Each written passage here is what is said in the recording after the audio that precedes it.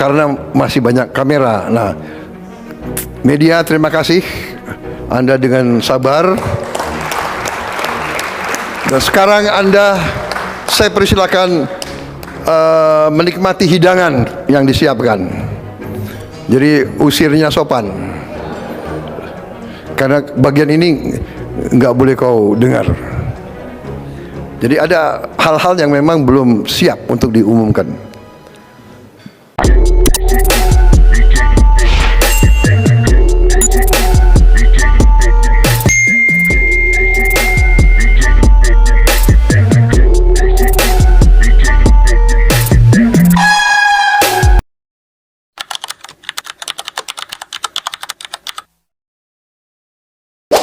Bismillahirrahmanirrahim.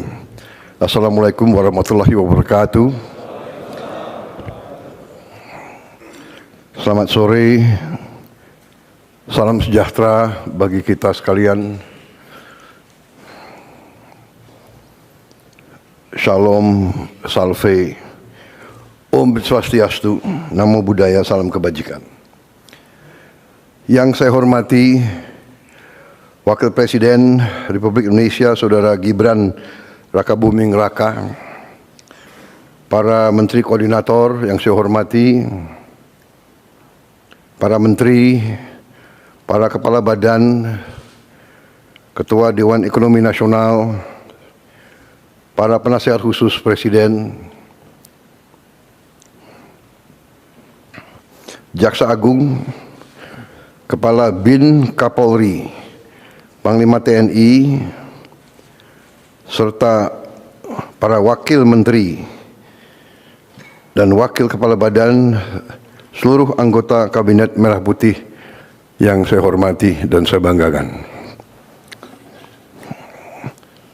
Selamat sore.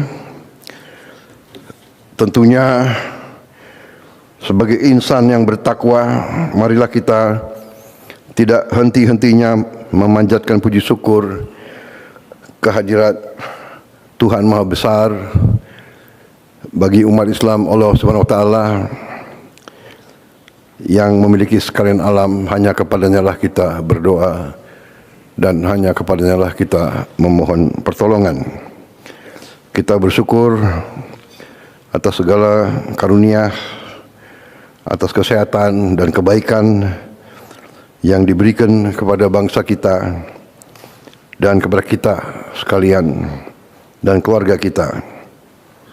Kita bersyukur kita dapat hadir melaksanakan sidang Kabinet Paripurna pada tanggal 20 Oktober 2025, yaitu tepat 1 tahun saya dilantik, disumpah di MPR kita sebagai Presiden Republik Indonesia.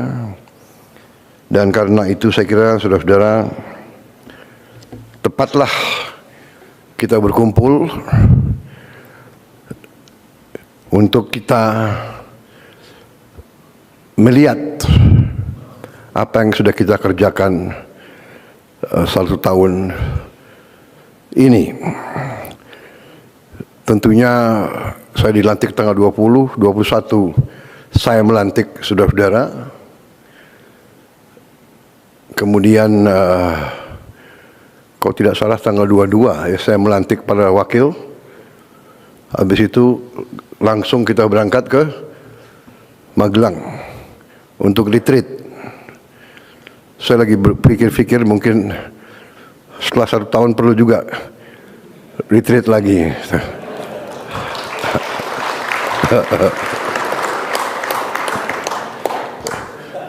Rupanya saudara-saudara sudah nostalgia ingin tinggal di tenda.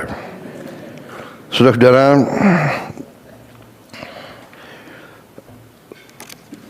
sebagai warga negara yang bertanggung jawab, saya ingin pertama tentunya mengucapkan terima kasih kepada saudara-saudara semua yang telah dengan tekun, dengan kerja keras, dengan disiplin telah memberi dharma baktimu yang sebaik-baiknya kepada bangsa dan rakyat kita di pemerintahan yang saya pimpin. Saya berterima kasih saudara-saudara yang berasal dari berbagai sumber yang berbeda-beda, daerah yang berbeda-beda, suku dan agama berbeda-beda, dari partai politik yang berbeda-beda. Ada yang partai politik yang berjuang dalam koalisi kita di pemilu, pilpres. Ada juga yang tidak, tapi kemudian sadar dan bergabung.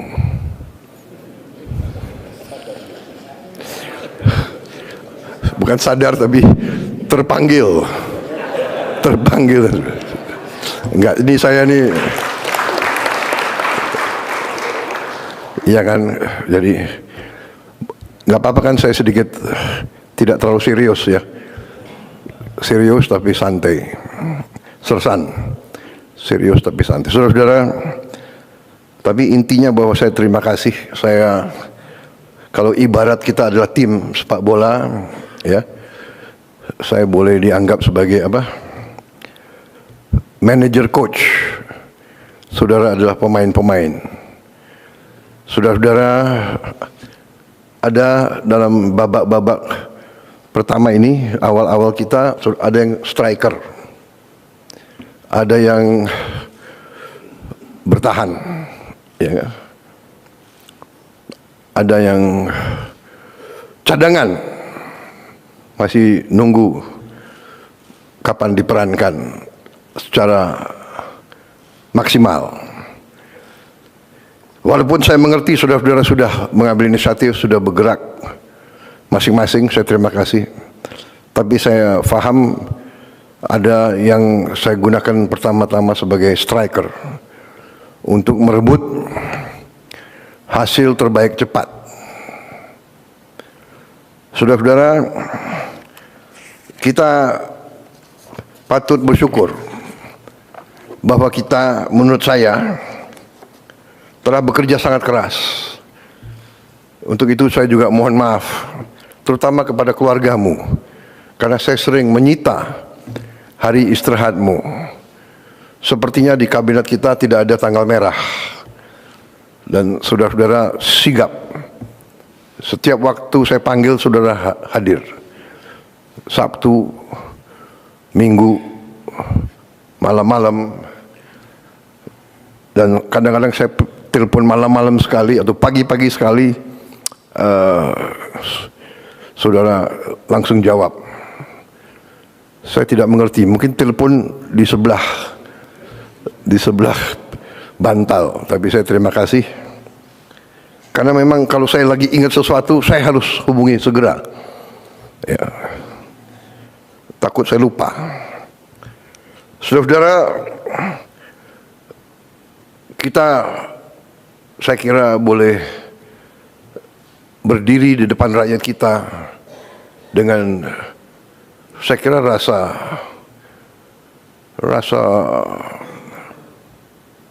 penuh kehormatan dan kepercayaan diri. Kita telah bekerja keras, tapi kita telah menghasilkan hal-hal yang dirasakan oleh rakyat. Pertama, kita telah mencapai hal-hal yang sangat positif di bidang ekonomi. Di tengah ketidakpastian dunia, di tengah perang pecah di mana-mana, hitungan terakhir tadi malam ada 110 perang saat ini, 110 konflik bersenjata di seluruh dunia. Di tengah kondisi seperti ini, di mana keadaan geopolitik begitu tidak menentu, geoekonomi pun tidak menentu, di mana mata rantai komoditas-komoditas strategis pasti terpengaruh oleh keadaan geopolitik dunia yang tidak menentu. Energi, pangan sangat rawan terhadap ketidakpastian geopolitik dan geoekonomi ini. Alhamdulillah kita mampu menjaga pertumbuhan ekonomi masih tetap tinggi dibandingkan seluruh dunia. Kita berada di 5%. Di antara negara G20, kita salah satu yang tertinggi dalam kondisi sekarang. Ya. Kita mampu menjaga inflasi di sekitar 2%. Salah satu terendah di G20. Ini juga berkat hasil kerja keras kita semua. Kita punya teknik-teknik memantau dan mengendalikan inflasi, saya kira yang kurang diajarkan di fakultas-fakultas ekonomi dunia. Dan ini saya harus katakan salah satu teknik mengendalikan inflasi yang dirintis oleh pendahulu saya, Presiden Joko Widodo. Harus kita akui, mungkin pengalaman beliau sebagai wali kota, sehingga beliau dengan teliti bisa menemukan bagaimana memantau dan mengendalikan inflasi. Ini jangan dianggap remeh. Banyak negara yang hebat pertumbuhannya, inflasinya sangat luar biasa. Industrinya bagus, inflasinya sangat tinggi. Argentina saya kira yang begitu optimis 1-2 tahun yang lalu, kondisinya saat sekarang juga tidak bagus. Dan banyak negara yang inflasi masih sulit untuk dikendalikan. Defisit APBN kita jaga di bawah batas 3% dari PDB.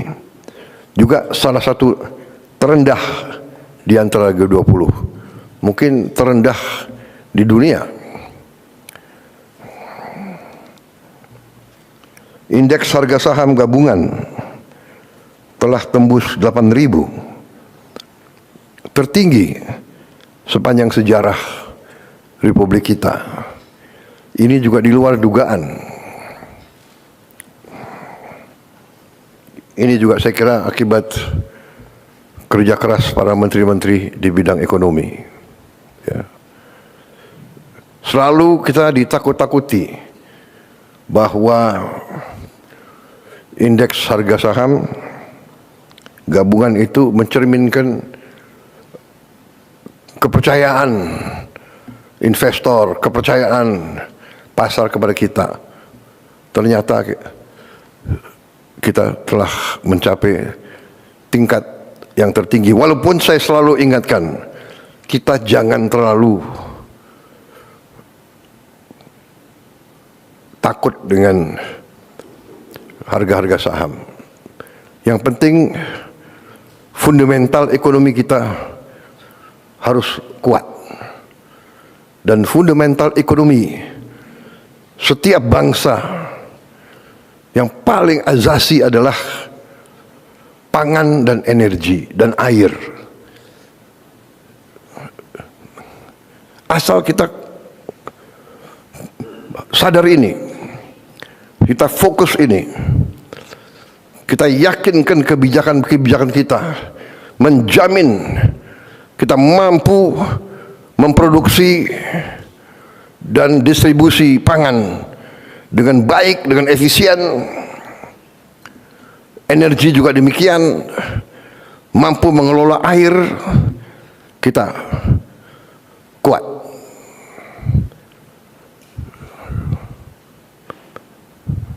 Mata uang, harga saham bisa fluktuasi,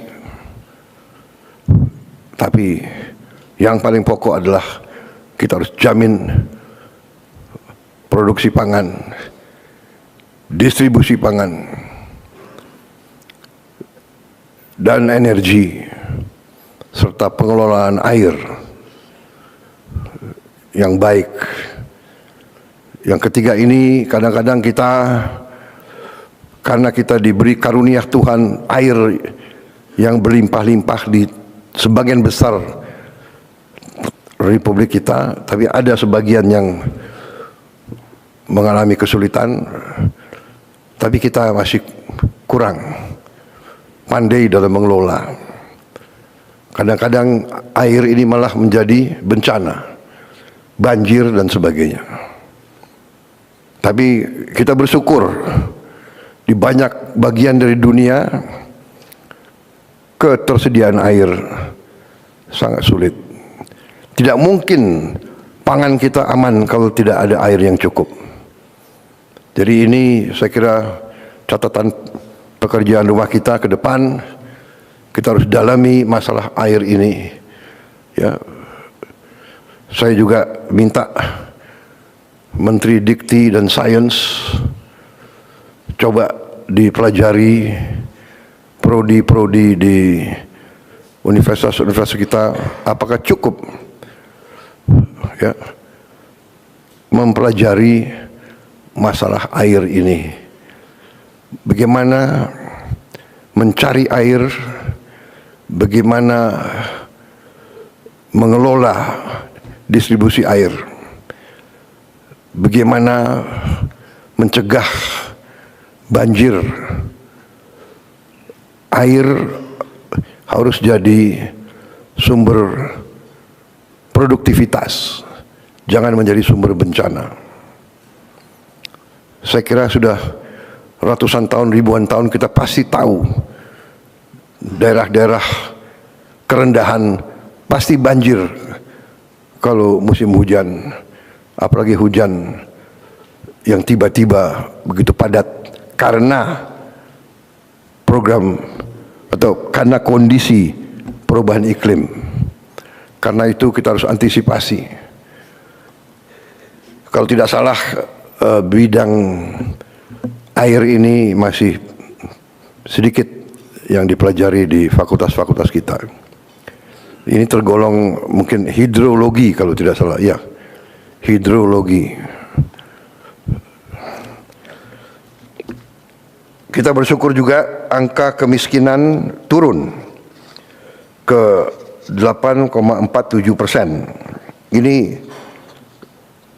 saya diberitahu di catatan oleh para pakar, ini angka terendah sepanjang sejarah Republik Indonesia. Kita bersyukur dan berterima kasih, walaupun kita tidak boleh puas. Tidak boleh puas. Tingkat pengangguran terbuka juga turun ke angka 4,76%. Ini adalah terendah sejak krisis 1998. Sekali lagi, kita tidak boleh puas karena 4,76% dari 287 juta orang itu angka yang cukup besar. Dan bagi mereka yang perlu pekerjaan segera, ini sesuatu yang harus kita pikirkan dengan seksama. Kita faham bahwa tingkat pengangguran ini sangat meresahkan bagi mereka yang sangat butuh pekerjaan. Kita faham, karena itu kita bekerja keras. Tetapi ini masalah dunia, apalagi dengan perkembangan teknologi yang demikian pesat, terjadi disrupsi dalam produksi dan industri. Ini harus kita perhitungkan. Munculnya artificial intelligence, kecerdasan buatan, ini membuat sekarang faktor research, faktor penelitian lebih cepat sekali, luar biasa, dan mungkin tidak membutuhkan terlalu banyak pekerja di bidang itu. Juga munculnya robotics, ini juga harus kita catat. Di Jerman, di pabrik Volkswagen yang biasa menggunakan 5.000, 6.000 pekerja, sekarang hanya dengan 30 orang, sisanya robot. Ini harus kita catat. Juga terima kasih para menteri, para Menko, untuk pertama kali dalam sejarah kita sekarang, Republik kita sekarang, pemerintah kita sekarang punya satu sistem data tunggal sosial ekonomi nasional, DTSEN, untuk pertama kali. Sekarang tidak ada kementerian, tidak ada lembaga yang boleh pakai datanya sendiri-sendiri. Satu data. Ini kita ingin meningkatkan ketepatan dalam aliran bantuan-bantuan sosial. Data yang keliru bisa mengakibatkan penghamburan uang. Data yang keliru bisa mengakibatkan mereka yang berhak menerima bantuan tidak menerima, mereka yang tidak berhak menerima. Jadi ini saya kira arti strategis daripada data tunggal sosial ekonomi nasional. Kita juga terus bekerja keras untuk melakukan digitalisasi dan penggunaan teknologi untuk menjalankan pemerintahan yang lebih efisien. Di bidang kesehatan, pendidikan, dan kemanusiaan, hari ini program makan bergizi gratis sudah sampai pada tahap 12.508 satuan pelayanan pemenuhan gizi SPPG ataupun unit dapur terpusat sudah mencapai 12.508 dari target kita 32.000, dan artinya hari ini sudah 1.410.000.000 porsi MBG sudah dimasak dan dibagikan sejak tanggal 6 Januari 2025. Hari ini ada 36.700.000 anak sekolah, ibu hamil, ibu menyusui, dan balita yang sudah menerima makan bergizi gratis ini. 36.700.000. Ini mungkin tiap hari berarti kita beri makan 6 Singapura mungkin. Ini prestasi yang dipantau banyak negara. Yang saya tahu, Presiden Brazil memberitahu kepada saya mereka butuh 11 tahun untuk mencapai 40 juta.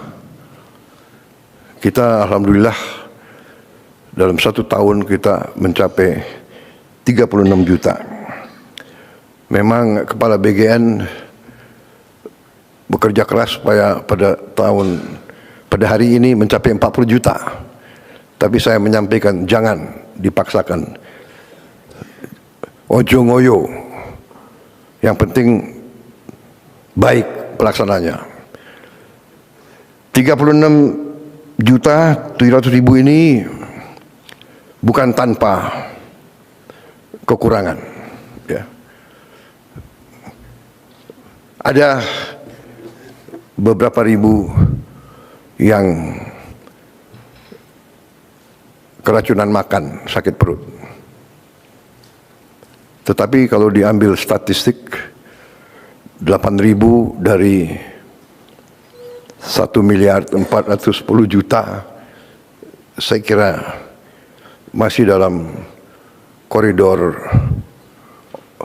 error yang manusiawi. Kalau tidak salah, kekurangannya adalah, atau katakanlah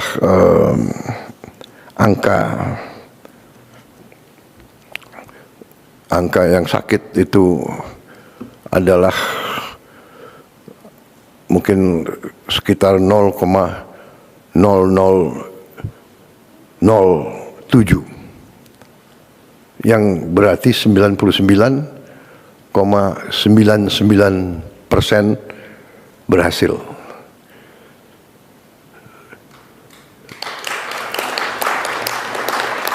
Ya.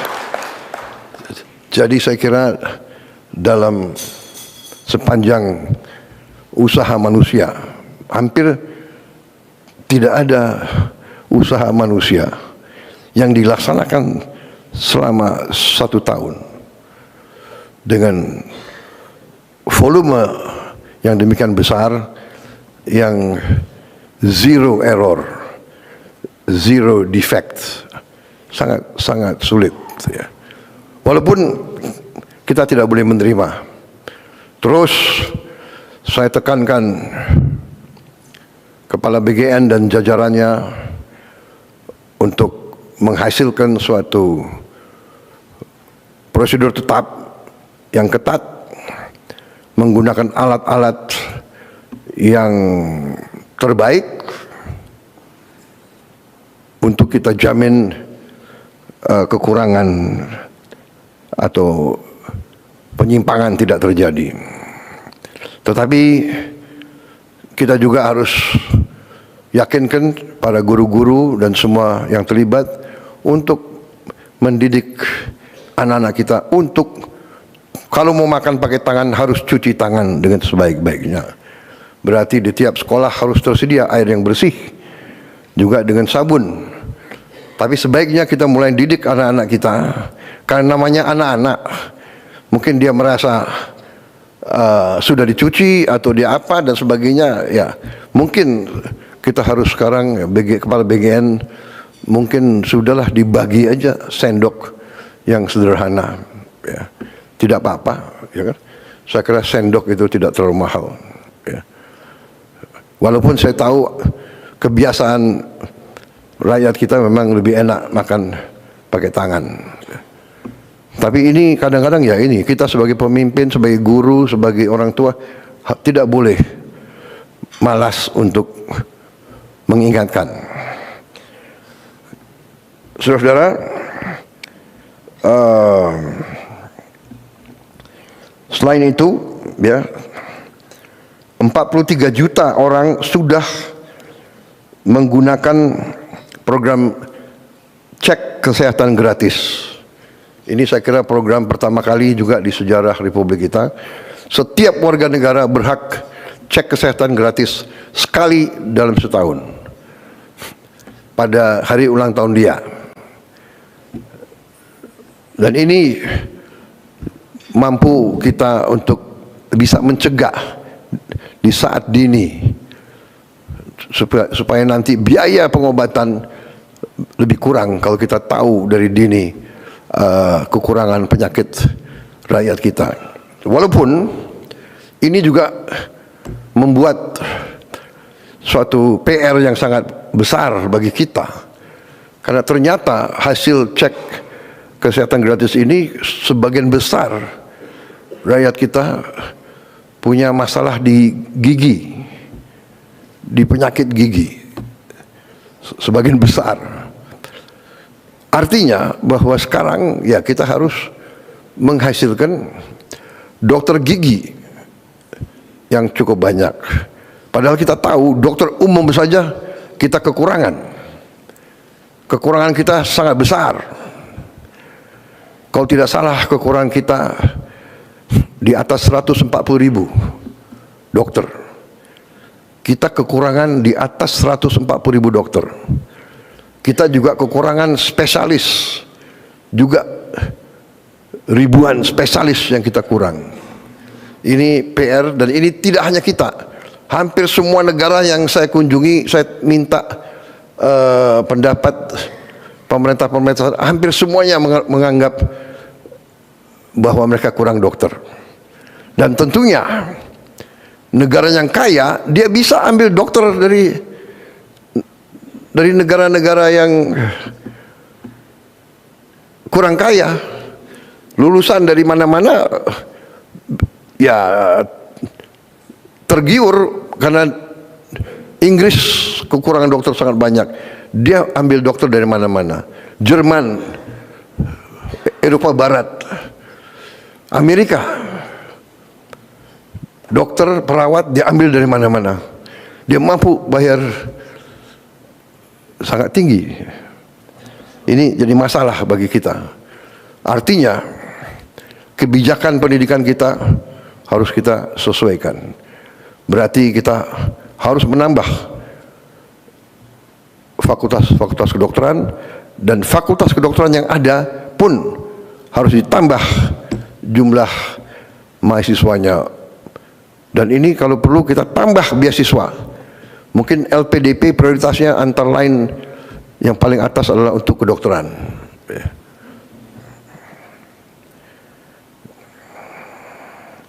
Juga kita sudah berhasil dari 500 sekolah rakyat yang kita perjuangkan, sudah berdiri 166 sekolah rakyat sudah beroperasi. Ini luar biasa. Saya terima kasih kepada menteri-menteri yang terkait. Saya berharap 100 itu di pertengahan tahun 2026 ternyata saudara-saudara berhasil beroperasi justru di tahun 2025. Sekarang 15.945 siswa dan siswi dari keluarga yang paling bawah di bidang ekonomi, desil 1 dan 2, yang tadinya banyak yang tidak sekolah sama sekali, ya, ada yang bantu orang tuanya jadi pemulung, ada yang hidup di jalanan, sekarang sudah bisa bersekolah di sekolah rakyat. Memang sekolah rakyat itu kita rancang sebagai upaya untuk memotong rantai kemiskinan. Biasanya anak orang miskin, anaknya miskin. Kita mau potong itu. Anaknya orang miskin atau cucunya orang miskin tidak perlu untuk terus miskin. Kita harus berani merubah, kita harus berani memotong rantai kemiskinan. Kita tidak boleh menyerah kepada keadaan.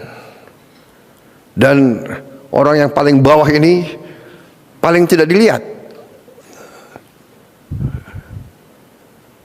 Kelompok elit tidak pernah melihat, apalagi merasakan kesulitan mereka. Mereka bisa digolongkan the invisible people. Kita berharap kalau kita tidak lihat penderitaan mereka, mereka tidak menderita. Padahal keliru. Justru kita tidak lihat, kita tidak bisa merasakan. Apakah ini cukup usaha? Pasti tidak cukup. Tapi minimal kita berusaha. Minimal kita berupaya, ya kan? Kalau tidak bisa membantu banyak orang, kita bantu beberapa orang. Kalau tidak bisa membantu beberapa orang, kita bantu satu orang. Kalau satu orang pun kita tidak bisa bantu, jangan kita bikin sulit orang itu. Ini pendekatan yang sangat sederhana. We must do what we can do. And we can do if we want to. Saudara-saudara, kalau insya Allah saya percaya akan berdiri 500 sekolah ini, saya percaya itu berarti kita akan membantu 500.000 keluarga miskin, keluarga sangat miskin. Karena konsep sekolah rakyat ini adalah satu sekolah 1.000 siswa, SD, SMP, SMA, dan seterusnya, SMK. Saudara-saudara, ini sekolah rakyat. Kita juga membangun sekolah unggulan. Rencana kita 10 sekolah unggulan. Ini anak-anak terpinter. Kalau tadi anak-anak dari golongan paling bawah yang tidak punya harapan sekolah, kita beri harapan. Tapi ada juga anak-anak yang harus kita cari, unggulan, anak-anak terpinter Republik Indonesia harus kita cari, harus kita kumpulkan, dan kita harus perkaya, kita harus kasih pendidikan supaya dia bisa nanti menjadi pemenang-pemenang hadiah Nobel. Kita ingin Indonesia unggul di bidang sains dan teknologi. Masa depan hidup Indonesia, masa depan hidup setiap bangsa di abad ke-21 ditentukan oleh sains dan teknologi. Kita butuh anak-anak pinter. Kita butuh insinyur-insinyur, profesor-profesor, ahli matematika, ahli di semua bidang teknologi. Kita negara yang sangat kaya, kita punya mineral-mineral kritis. Kita punya mineral-mineral yang disebut rare earth. Tapi kita harus punya para ilmuwan, para scientist, para experts, pakar yang mampu mengelola kekayaan-kekayaan kita. Kita tidak boleh dibohongi lagi oleh bangsa-bangsa lain. Jadi saudara-saudara, kita bikin sekolah unggulan yang kita beri nama SMA Garuda. Dan ini rencananya 10, dan ada juga kurang lebih 14 yang sudah ada sekolah unggulan yang kita integrasikan kepada program ini. Jadi program ini, asal sekolah itu yang sudah ada mau ikut, berarti ikut kurikulum. Yang kurikulum itu kita pakai standar internasional, ya, IB internasional, International Baccalaureate, sistem IB.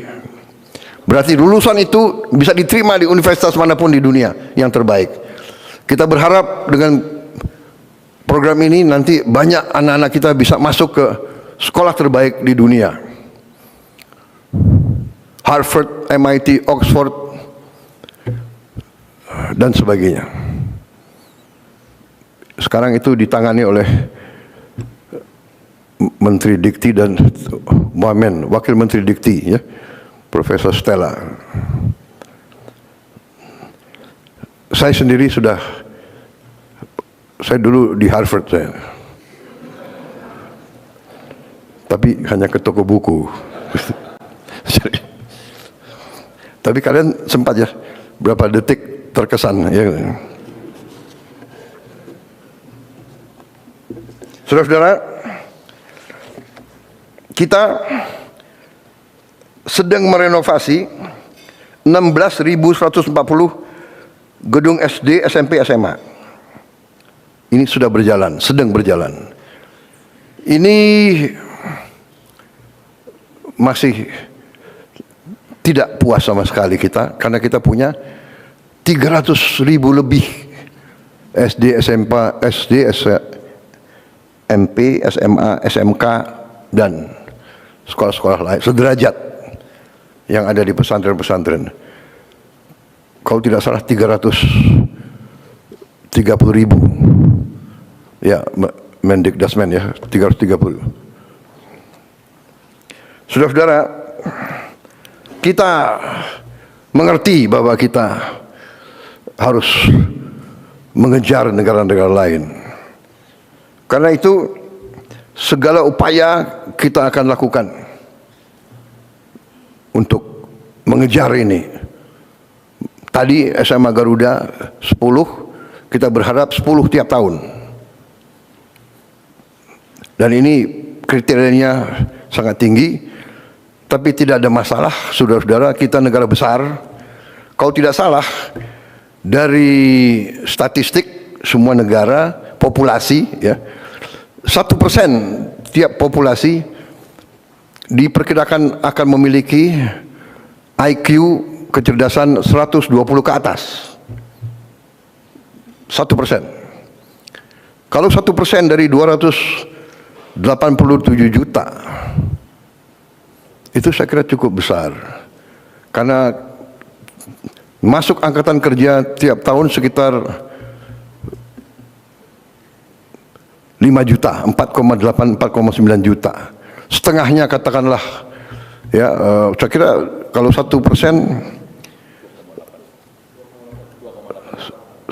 berarti 2,8 juta. Kita harus menjaring mereka ini. Dan jangan anggap bahwa mereka itu anak-anak orang menengah ke atas. Banyak anak orang bawah, orang miskin ternyata punya kecerdasan yang tinggi. Kita harus cari mereka. Jadi saya minta Dikdasmen, Menteri Dikdasmen dibantu oleh menteri lain, ya. Menteri Dikti Sains dan Teknologi dibantu oleh Menteri Sosial, dibantu oleh Panglima TNI, dibantu oleh Kapolri yang punya jaringan ke desa-desa, mungkin dibantu oleh ormas-ormas, dibantu yang punya yayasan-yayasan. Cari mereka ini dan kita didik mereka dengan beasiswa penuh. LPDP akan saya tambahkan uang-uang dari sisa efisiensi penghematan, uang-uang yang kita dapat dari koruptor-koruptor itu, sebagian besar kita investasi di LPDP. Mungkin yang 13 triliun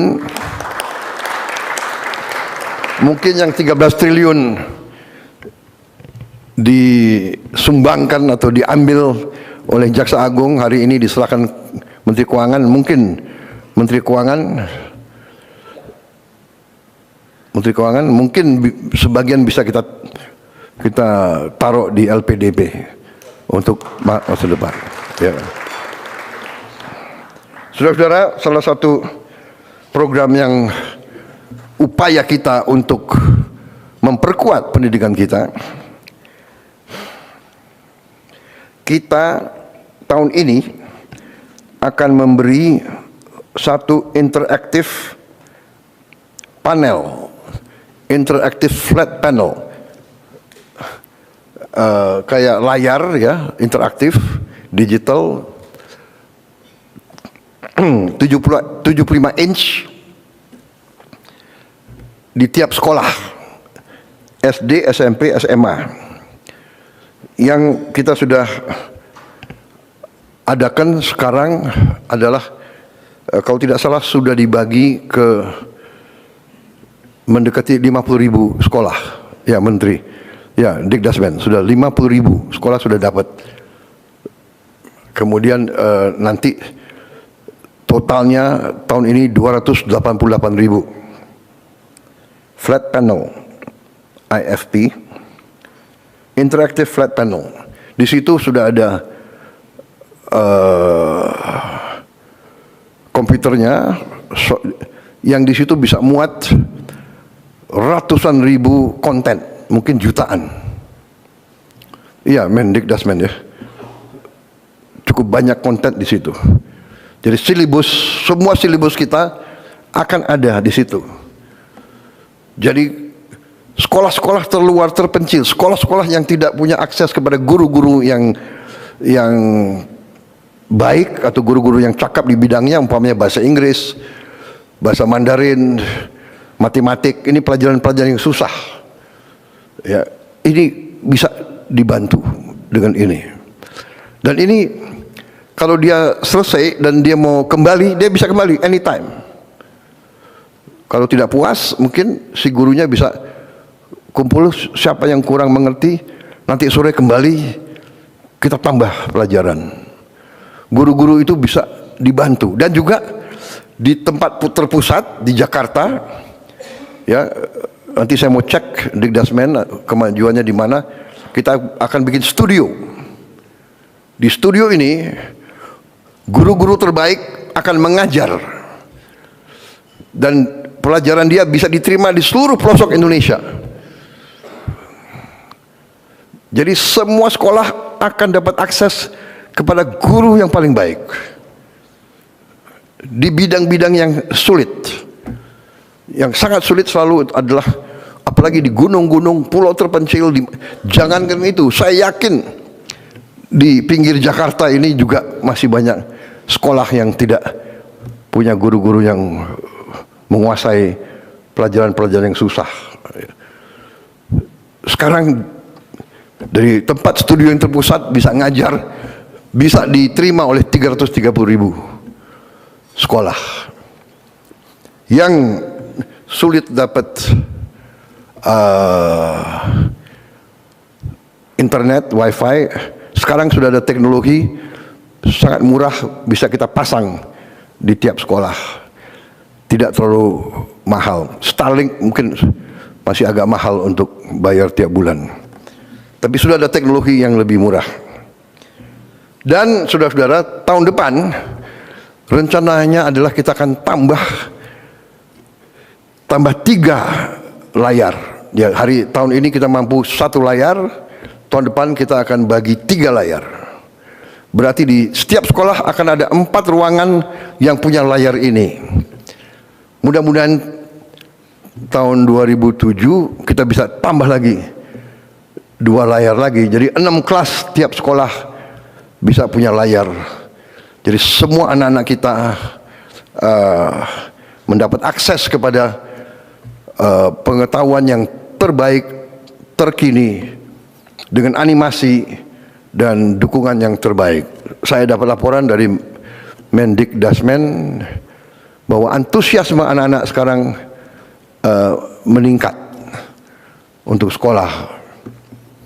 Ya, selain MBG, dia juga pelajarannya juga menarik. Ini saya kira penting karena fokus kita tidak boleh, kita harus fokus kepada investasi paling penting bagi rakyat kita, investasi kepada anak-anak kita, sumber daya manusia kita. Saya juga perhatikan waktu saya keliling, saya cek anak-anak kita mungkin karena kurang biaya, dia menghemat kertas. Dia menulis, tulisannya sangat kecil. Saya minta ditinjau kembali Menteri Dikdasmen, ya. Saya kira perlu kembali ada pelajaran menulis. Menulis dengan baik. Menulis halus dan menulis, tapi sebetulnya tulisannya harus besar. Ya. Menteri Keuangan kalau perlu kita bagi buku-buku sekolah yang besar-besar, tulisannya harus besar, anak-anak harus dididik nulis besar. Saya khawatir kalau dia nulisnya sangat kecil, ujungnya nanti dia harus pakai kacamata semua. Ini masalah kecil tapi mendasar, ya. Dan saya tergerak karena saya tahu anak ini nggak mau memberatkan orang tuanya. Jadi dia menghemat kertas. Can you imagine? Ya, jadi saudara-saudara, hal-hal seperti ini. Yang terakhir, ini masih dalam konsep rencana, ada yang mengatakan, ya sekarang ada sekolah rakyat untuk desil 1, 2. Bagaimana untuk desil 3, 4, 5? Ya mereka tidak miskin ekstrem, tapi mereka juga susah. Mereka harus dapat akses kepada pendidikan yang seperti ini. Sedang saya susun, saya minta Dikti sama Dikdasmen, mungkin dibantu oleh kementerian lain juga, menyusun suatu satgas khusus untuk mempelajari kita membangun sekolah terintegrasi di setiap kecamatan. Berarti kita mungkin harus bangun 7.000 sekolah terintegrasi ini.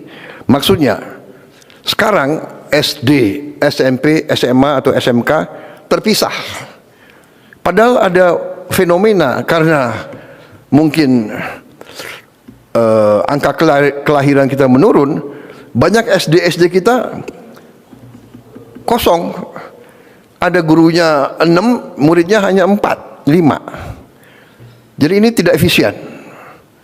Mungkin kita konsolidasikan, tapi di kecamatan ada salah satu sekolah yang fasilitasnya sangat baik. Tiap sekolah terintegrasi harus punya laboratorium yang cukup bagus, laboratorium matematik, kimia, biologi, laboratorium bahasa. Bahasa sangat penting. Lapangan kerja, orang Filipina banyak diterima di mana-mana karena dia bisa bahasa Inggris. Kita diminta, jutaan tenaga kita diminta. Di Eropa minta pekerja hotel, kafe, restoran. Dia minta 1 juta tiap tahun. Kepala-kepala negara, pemerintah dari Eropa nanya ke saya, can you send? Hotel-hotel dia sekarang nggak ada yang kerja. Restoran-restoran kewalahan. Rakyat mereka tidak mau kerja sebagai pelayan. Dan mereka terkesan katanya orang Indonesia ramah-ramah. Ya, berarti kita harus didik mereka bahasa. Ada yang bahasa Inggris, mungkin paling banyak di Eropa. Mungkin juga kita didik bahasa Arab, bahasa Mandarin, bahasa Jepang, bahasa Korea. Juga kita diminta perawat untuk rumah sakit dan untuk caregiver, untuk orang tua di sana. Nggak ada yang mau jadi perawat dan caregiver, karena caregiver dan perawat itu pekerjaan yang berat, fisik juga berat, berdiri dari tempat tidur ke tempat tidur, urusan dengan orang sakit, berbahaya itu. Di rumah sakit pusat daripada bakteri dan virus, dia harus berani, dia harus mandiin. Bayangkan, ini pekerjaan. Rakyat kita terkenal tabah dan sopan dan ramah, mereka minta. Jadi ini harus kita siapkan ke situ, karena tadi kita sadar lapangan kerja yang kita butuh. Jadi sekolah terintegrasi ini belum boleh saya gunakan sebagai prestasi. Ini baru embrio konsep, ya. Tapi sekolah-sekolah ini saya kira sudah saatnya kita pikirkan. Jadi fasilitas sekolah rakyat dikurangi berasrama. Kenapa anak yang paling bawah ini kita taruh di asrama? Supaya keluar dari lingkungan kemiskinan. Jadi dia punya kepercayaan diri, ya kan? Ya paling banyak yang ingin ketemu orang tuanya, nggak apa-apa, orang tua datang, dia juga pulang tiap akhir pekan, tapi dia keluar sementara 5-6 hari dari lingkungan kemiskinan. Tapi yang sekolah ini, dia pulang pergi, dia tidak berasrama. Artinya apa? Kita harus berani sekarang siapkan bus-bus antar jemput untuk anak-anak sekolah itu. Tapi ini saya kira jalan keluar, dan ini nanti saya minta Dikdasmen dibantu Sains, ya, dan dibantu menteri-menteri lain. Dalami ini susun dan kita mulai kerja mungkin 2026 sudah ada sebagian sekolah-sekolah terintegrasi ini. Jadi sekolah rakyat untuk yang paling bawah, sekolah terintegrasi untuk yang menengah, sekolah unggulan untuk yang terpinter. Belum tentu yang terpinter dari kelas atas. Dari manapun kita cari yang terpinter. Saudara-saudara, itu di bidang kesehatan, pendidikan, dan kemanusiaan. Masih ada tunjangan guru kita tingkatkan dan kirim langsung dari pusat ke penerima, tidak lewat jalur-jalur lain yang biasanya tertahan di sini berapa hari, di sini berapa minggu, sekarang langsung. Juga kita teruskan 1.044.174 mahasiswa mendapat beasiswa KIP kuliah. Dan juga kita berterima kasih, mengucapkan selamat untuk pertama kalinya Universitas Indonesia tembus top 200 QS ranking universitas. Top 200. Tapi Menteri Dikti, Sains, Wamen, saya minta top 100. Ya. Bisa? Bisa? Oh.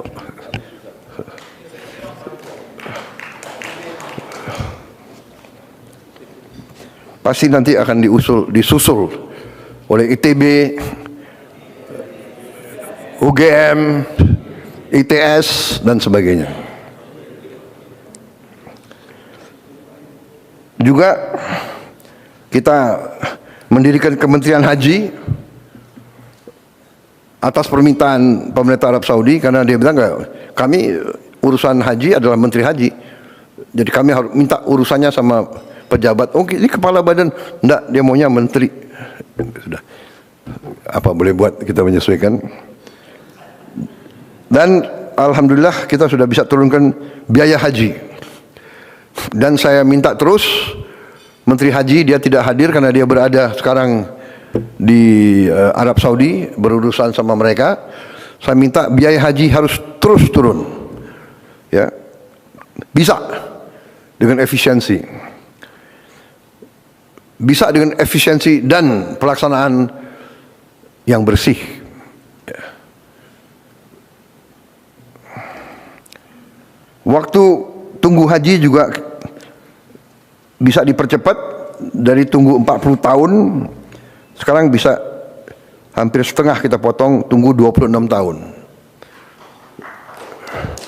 Tapi itu masih lama juga. Kita berusaha untuk memotong lebih. Tapi alhamdulillah pemerintah Arab Saudi untuk pertama kali dalam sejarah setuju pembangunan kampung Indonesia di kota Mekah. Jadi pemerintah Arab Saudi akhirnya saya datangi beberapa kali, saya lobby terus, mungkin beliau kasihan sama kita. Untuk pertama kali dalam sejarah diizinkan negara asing memiliki lahan, memiliki tanah di kota suci. Dirubah undang-undangnya khusus untuk kita. Kita negara pertama. Ya sesudah kita terserah yang lain menyusul ya. Tapi ini luar biasa ya. Kita ditawarin kalau tidak salah ada berapa puluh lahan. Mudah-mudahan kita dapat lahan.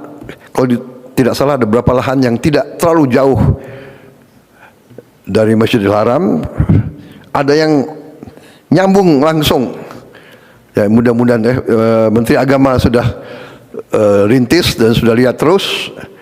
Nanti saya serahkan saja, dan Kepala Danantara yang juga merintis, beliau bolak-balik ke situ sampai kepalanya botak. Tapi alhamdulillah prestasi, mudah-mudahan tidak berapa lama lagi kita akan punya kampung haji sendiri. saudara-saudara. Berarti nanti fasilitasnya kita atur sendiri, ya. Makan semuanya kita atur supaya tidak ada lagi kekurangan atau penyimpangan atau kekecewaan daripada jemaah haji kita. Ini saya kira terobosan luar biasa, ya. Pertama, dalam sejarah dia robah undang-undangnya, negara asing boleh memiliki tanah, dia tawarkan lahan-lahan yang terbaik walaupun harus tender terbuka, dan nanti tendernya kalau tidak salah ditutup tanggal 30 Oktober ini. Jadi kita kerja keras, ya saudara, tapi ya saya juga lobby terus. Waktu kemarin saya ketemu Menteri Luar Negerinya, saya bilang, Pak, ini ada lelang ditutup tanggal 30 Oktober. Tapi yang daftar lelang berapa ribu ya sudah? Oh, 90 entitas lain yang juga bidding lahan yang kita inginkan. 90 ya. Wah, ya mudah-mudahan lah. Mungkin Menteri Agama pimpin doa khusus nanti. Mudah-mudahan kita bisa dapat lahan yang kita inginkan. Jadi ini prestasi kita di bidang kesehatan, pendidikan, kemanusiaan, termasuk di bidang agama. Saya lanjut di bidang investasi, penciptaan lapangan kerja, pariwisata dan antara. Untuk pertama kali dalam sejarah, pengemudi ojek online menerima bonus hari raya pertama kali. Juga sekarang kita sedang diskusi terus sama perusahaan-perusahaan terbesar ojol untuk kita cari pelayanan terbaik untuk pengemudi ojol ini, kemudian efisiensi sehingga tidak terjadi suatu persaingan yang saling merugikan. Tapi kita ingin supaya lapangan kerja ojol ini, pengemudi ojol ini terjamin. Kalau tidak salah ada 4 juta pengemudi ojol, ya, di 2 perusahaan besar itu, dan sekitar 2 juta pengusaha yang menggunakan ojol sebagai sarana jual beli UMKM. Jadi 6 juta orang hidup dari masalah ini. Kemudian upah minimum provinsi kita sudah naikkan 6,5% sampai 6,5%, tertinggi dari beberapa tahun yang sebelumnya. Juga kita sudah menghitung, sudah menghasilkan mungkin hampir dengan 1 juta lapangan kerja baru di SPPG, dan mungkin tahun depan akan mencapai minimal 1,5 juta yang kerja langsung untuk SPPG. Kita punya 30.000 SPPG nantinya kalau berfungsi semua. Tiap SPPG, tiap dapur membutuhkan 50 orang bekerja. Jadi 50 kali 30.000, 1,5 juta. Tiap dapur sekarang rata-rata menerima supplier yang jual telur, yang jual sayur, yang jual macam-macam, itu rata-rata 15 per dapur. Masing-masing supplier mempekerjakan minimal 5 sampai 10 orang. Jadi kita bisa bandingkan multiplier effect daripada ini. Saya kedatangan rombongan dari Rockefeller Institute. Mereka meninjau MBG kita dan mereka mempelajari. Dan mereka sampaikan bahwa kita ini sedang disorot oleh dunia, program kita. Dan dia mengatakan menurut dia ini program yang terbesar, roll out-nya dan paling cepat. Dan dia sudah meninjau beberapa, dan dia mengatakan sekarang ada 112 negara yang ikut program atau melaksanakan program ini. Waktu kita mulai, kita berada di negara ke-78 atau 79. Sekarang sudah tambah lagi sekian puluh negara yang merasakan pentingnya MBG ini. Dan dia katakan $1 yang dikucurkan untuk program MBG ini, returnnya, dampaknya itu, returnnya itu, hitungan mereka antara 5 kali, $5 sampai nanti di ujungnya $37. Anda bisa bayangkan 5 kali menurut dia minimal dampak ekonominya. Jadi kalau kita tahun depan akan turunkan 330 triliun untuk MBG ini, yang artinya itu $20 miliar, kalau 5 kali itu arti ada $100 miliar beredar di desa, di kecamatan, di kabupaten. Jadi untuk pertama kali dalam sejarah Indonesia, uang yang disedot dari daerah ke pusat dan banyak di pusat lari ke luar negeri, kita balikan. Sekarang uang itu kita gelontorkan di desa-desa, di kecamatan, di kabupaten. Dan ini menurut para ahli, bukan dari saya, Anda bisa cek Rockefeller Institute. Kalau nggak salah itu senior vice presidentnya Mr. Roy Cohen kalau tidak salah, atau Roy Steiner. Maaf kalau saya lupa, maklum baru saja menginjak usia 74 tahun.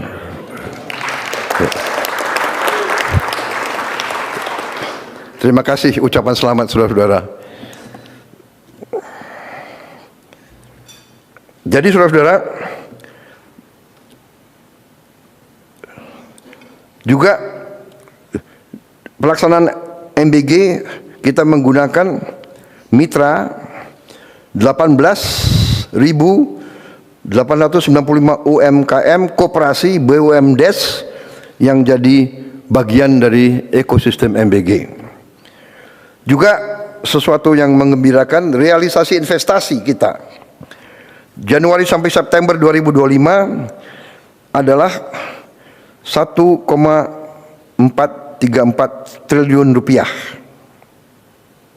naik 13,7% dari periode yang sama di tahun 2024 dan menghasilkan lapangan kerja 1,956, 346 lapangan kerja baru. Jadi target investasi tercapai bulan September yang lalu. Ini saya kira suatu prestasi, juga menunjukkan bahwa iklim investasi kita masih diminati oleh banyak negara. Saudara-saudara, kita juga menggelontorkan program magang.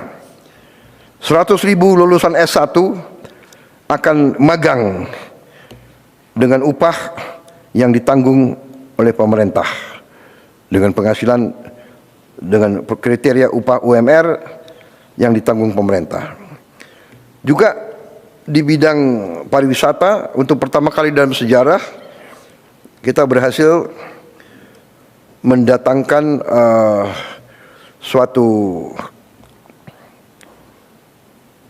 guide atau suatu penilaian dari Michelin. Michelin ini sangat terkenal, dan ternyata 33 hotel dan resort kita sudah mendapat bintang Michelin, 1 bintang minimal. Ini sangat penting di bidang pariwisata. Berarti kelas kita adalah kelas teratas di dunia dengan penghargaan dari Michelin itu. Jumlah wisatawan kita 1 tahun terakhir naik 12% menjadi 14,8 juta kunjungan. Saya kira ini perlu juga kita bangga. Kemudian kita tahun ini saya kira salah satu prestasi kita membentuk Sovereign Wealth Fund, dana investasi yang kita beri nama Danantara Indonesia, ya. Danantara singkatan dari Daya Anagata Nusantara. Daya energi kekuatan, Anagata masa depan, berarti Danantara artinya kekuatan masa depan Nusantara. Yang kita fokuskan di situ, sudah kita kumpulkan semua aset milik negara yang nilainya adalah 1.060 miliar dolar.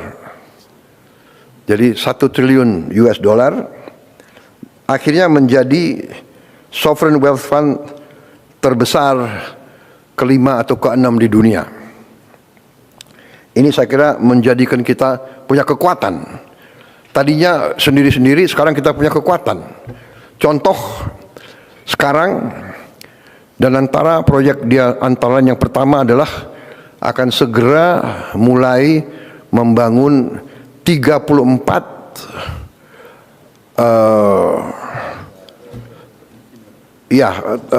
pembersihan limbah sampah dari kota-kota besar, alatnya atau pabrik pembersihannya dan bisa pengolah ini diolah justru menjadi energi, menjadi listrik. Kita akan segera mulai 34. Ini sudah saya kira pembiayaan sudah tinggal kontrak dibagi-bagi, tinggal dinilai teknologi yang terbaik yang mana. Karena ini sangat penting. Ada tempat-tempat sampah yang sampahnya sudah menggunung, terutama untuk DKI, Bantar Gebang, untuk Bandung, untuk Surabaya, dan untuk Bali. Ini sudah menjadi sesuatu yang sangat mendesak. Kalau tidak salah, di Bantar Gebang itu saya dapat laporan sudah mencapai puluhan juta ton itu. 55 juta ton. Limbahnya 55 juta ton. Sudah menggunung. Kalau terjadi hujan deras, dia bisa membahayakan banyak kampung di sekitar itu.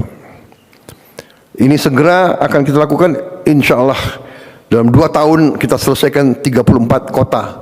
Ini sangat strategis karena ini menyangkut kebersihan, kesehatan. Ya bagaimana? Kita berharap pariwisata naik. Kalau Bali tidak bisa bersihkan sampahnya, bisa kita bayangkan mau nggak turis datang ke tempat yang kotor, yang jorok. Jadi ini strategis. Terima kasih Danantara, segera dilaksanakan.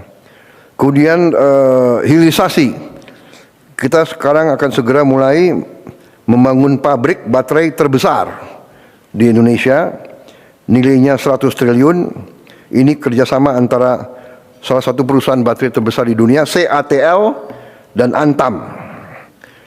Di bidang UMKM kita sudah ampuni hutang-hutang lama untuk para petani dan nelayan, sehingga kurang lebih 67.000 pelaku UMKM petani nelayan sekarang bisa lagi mendapat akses modal ke perbankan. Kita juga sudah bentuk 81.613 koperasi desa dan kelurahan di seluruh Indonesia sudah terbentuk, kurang lebih 100 sudah beroperasi, kemudian kurang lebih 1.000 sudah groundbreaking pembangunan gudang.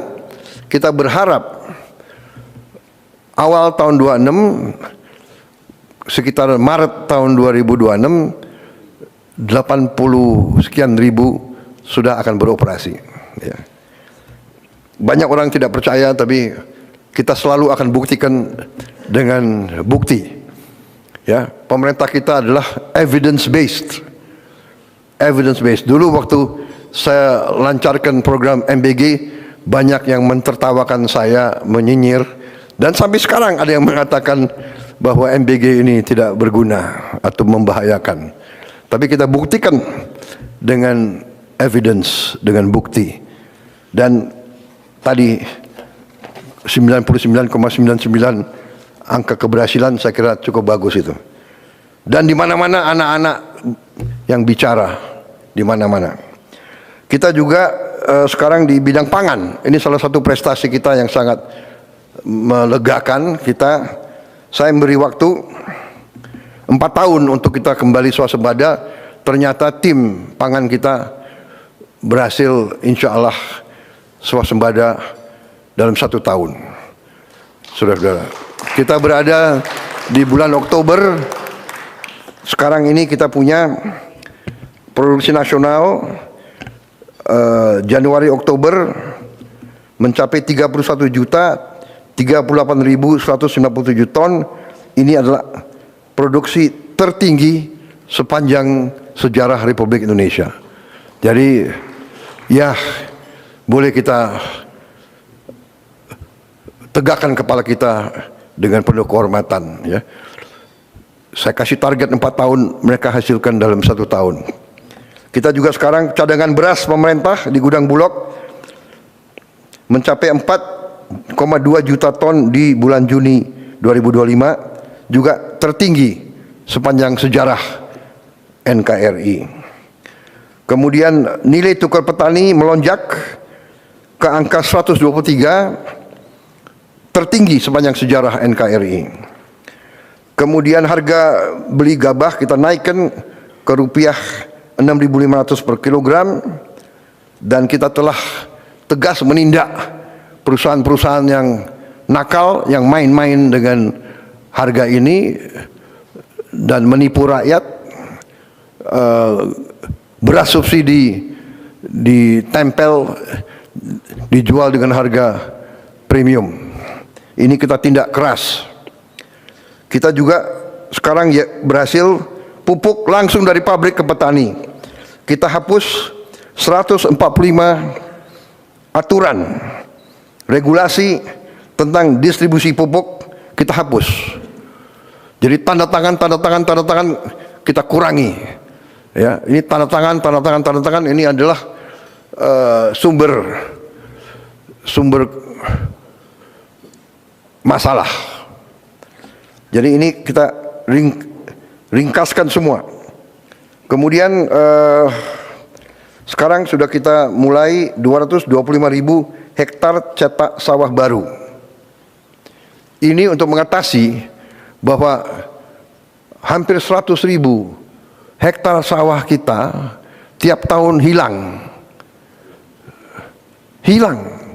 Kan dirubah peruntukan, dibeli, dijadikan real estate, dijadikan pabrik. Kita butuh memang, tapi akhirnya dari mana kita mau amankan pangan kalau sawah-sawah yang subur hilang? Kita segera harus mencetak. Dan alhamdulillah kita sudah mulai, mudah-mudahan akhir tahun depan kita lebih aman lagi. Kalau tidak salah sasaran kita akhir tahun depan 480.000 hektar sawah baru. Sawah lama pun kita intensifikasi dengan pompanisasi sehingga produksi kita bisa tadi melonjak luar biasa. Pupuk lancar, benih lancar, air lancar dengan intervensi kita. Kemudian kita amankan semua ekosistem produksi beras. Saudara-saudara, kita juga akan sekarang masalahnya adalah kita kekurangan gudang. Kita sudah siapkan dananya, Bulog akan mendapat bangun gudang 100 gudang dalam waktu yang sesingkat-singkatnya. Kemudian kita sudah mulai bangun 100 kampung nelayan yang kita akan bangun akhir 26 akan menjadi 1.100, dan ini juga selama 80 tahun kita berdiri belum pernah ada yang intervensi untuk memperbaiki kehidupan nelayan-nelayan kita. Sekarang kita akan melaksanakan program itu, di mana dari pilot project yang sudah dilaksanakan di Merauke, ternyata penghasilan nelayan akibat program desa nelayan ini naik 100%. Naik 100%. Jadi ini luar biasa ini. Karena tadinya dia nggak punya es. Hal yang paling dasar tidak punya es, karena nggak ada pabrik es di tempat-tempat terpencil. Bagaimana dia mau pelihara ikan dia melaut satu hari kembali, ya ikannya sudah tidak bagus. Sekarang tiap desa nelayan akan ada produksi es, akan ada cold storage, gudang, dan fasilitas-fasilitas lain. Kita juga sekarang sudah punya program, kita lagi membangun 1.582 kapal nelayan modern. Insya Allah akhir tahun depan dan 2027 kita akan punya 1.582 kapal nelayan modern dari GT 30 sampai GT 10.000. Ini menghasilkan devisa dan menghasilkan protein untuk rakyat kita. Capaian di bidang hukum dan pemberantasan korupsi. Gaji hakim tingkat yang paling rendah kita naikin 280%. Dan ini akan kita terus pemantau. Kita minta hakim-hakim kita hidupnya baik, kualitas hidupnya baik, hidup terhormat, supaya dia tidak bisa disogok. Hakim-hakim kita tidak boleh dibeli oleh siapapun. Itu tujuan kita. Jadi saudara, bukan kita mau menganakmaskan siapapun, tapi ini sangat penting. Ya, dia tidak boleh bisa dibeli karena dia menangani kadang-kadang kasus triliunan. Tadi bukti, hari ini kita berhasil mendapat 13 triliun dari 17 triliun yang diputuskan oleh pengadilan. Jadi hakim-hakimnya itu menurut saya punya hati nurani, keberanian, dia putuskan, akhirnya kita selamatkan 17 triliun uang rakyat. Bayangkan dia nangani kasus 17 triliun, dia tidak punya rumah dinas. Saya dapat laporan bahwa sekian ribu hakim-hakim tidak punya rumah dinas. Dia harus kontrak. Banyak hakim-hakim kita harus kontrak. Ini kita perbaiki. Kemudian kita berhasil mengalihkan 306 triliun rupiah anggaran negara yang rawan korupsi, kita alihkan untuk program-program pro rakyat. 300 triliun ini yang kita pakai untuk langsung ke rakyat. Kemudian kita bertekad tidak ada kasus-kasus korupsi yang tidak bisa diselidiki. Tidak ada, no more untouchable, nggak ada yang untouchable lagi. Saya terima kasih penegak hukum yang tegar meneruskan tugas yang mulia ini.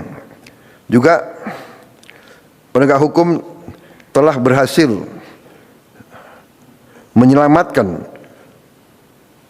lebih dari 1.000 triliun kerugian negara. Ini yang kita berhasil kita tegakkan. Lebih dari 4 juta hektar kebun kelapa sawit dalam kawasan hutan yang melanggar undang-undang dan melanggar hukum, ini kita kuasai kembali oleh rakyat, oleh negara. Juga lebih dari 100 triliun kerugian dari tambang ilegal berhasil kita hentikan. Terutama kemarin dari Bangka Belitung, kita tutup, sampan pun tidak bisa keluar membawa hasil selundupan. Saya dilaporkan yang terakhir itu 1 sampan, isinya timah, berhasil ditangkap oleh Angkatan Laut kita. Ini kita hentikan, dan ini kita menyelamatkan kurang lebih 45 triliun 1 tahun. Mungkin ada nggak tahu pihak-pihak yang teriak-teriak, tapi sudahlah. Pihak-pihak itu pihak-pihak yang salah, pihak-pihak yang melanggar hukum, pihak-pihak yang mencuri dari rakyat Indonesia, yang mengakibatkan kita masih banyak orang miskin karena kekayaan kita banyak dicuri.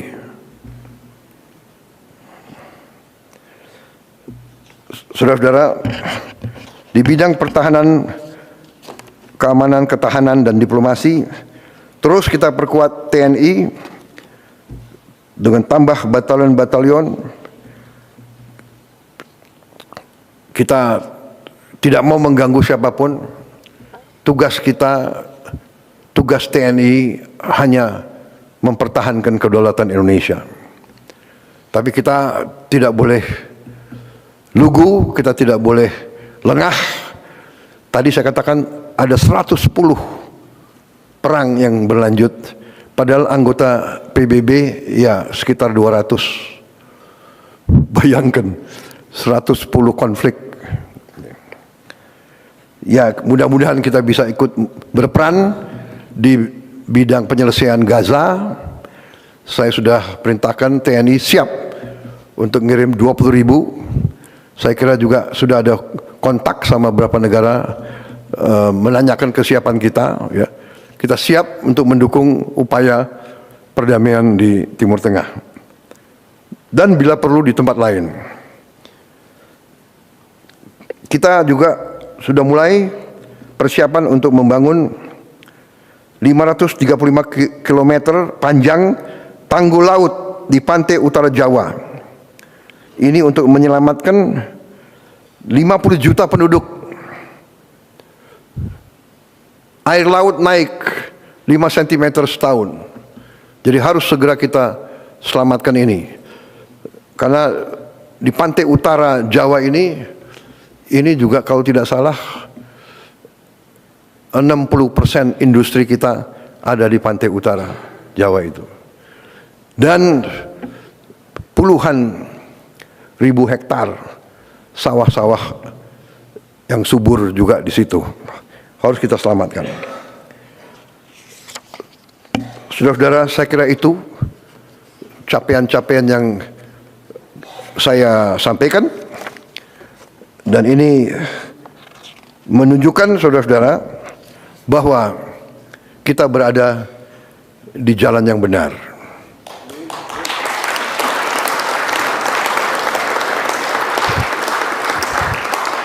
Saya percaya bahwa menjalankan pemerintahan ternyata sebenarnya tidak terlalu rumit. Pertama, awalnya harus dari niat. Niat kita harus baik. Niat kita sungguh-sungguh untuk menjalankan amanat dari rakyat. Kita harus berpijak dari awal seperti itu. Kita diberi kekuasaan oleh rakyat untuk melindungi rakyat dari semua bahaya. Bahaya kemiskinan, bahaya kelaparan, bahaya penyakit, bahaya ancaman dari badai, dari bencana, ancaman dari kerusuhan, ancaman dari serangan dari pihak luar. Serangan bisa berupa fisik, bisa berupa non fisik. Saudara-saudara, saya beri contoh dari 2 pulau Bangka Belitung, kita hilang 45 triliun tiap tahun selama sekian puluh tahun. Apakah itu bukan sebuah serangan? 45 triliun kali 10 tahun aja 450 triliun. Kali 20 tahun 900 triliun. Apa yang kita bisa bangun dengan 900 triliun? Saudara-saudara, belum merupakan prestasi, tapi sudah kita mulai rintis. Kita akan punya mobil buatan Indonesia dalam 3 tahun yang akan datang.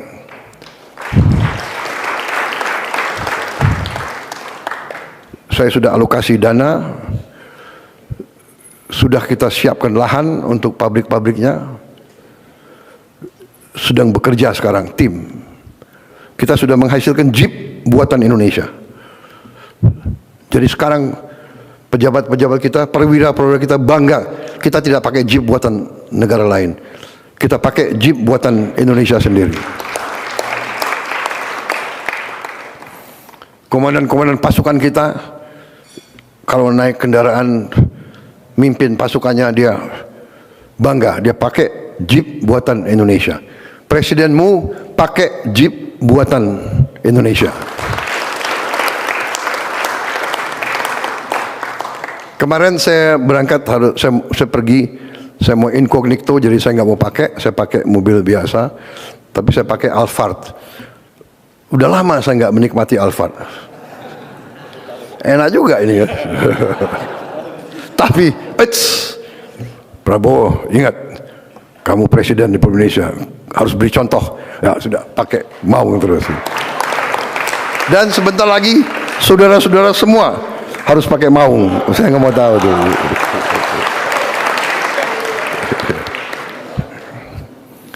Yang mobil-mobil bagus pakai kalau libur saja. Ya pada saat saya nggak panggil kau, bolehlah kau pakai begitu.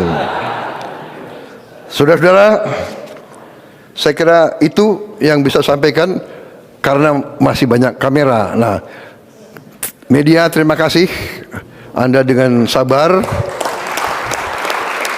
Dan sekarang saya persilakan menikmati hidangan yang disiapkan. Jadi usirnya sopan. Karena bagian ini nggak boleh kau dengar. Jadi ada hal-hal yang memang belum siap untuk diumumkan. Baik, sambil nunggu mereka keluar, saya minta izin saya minum kopi dulu.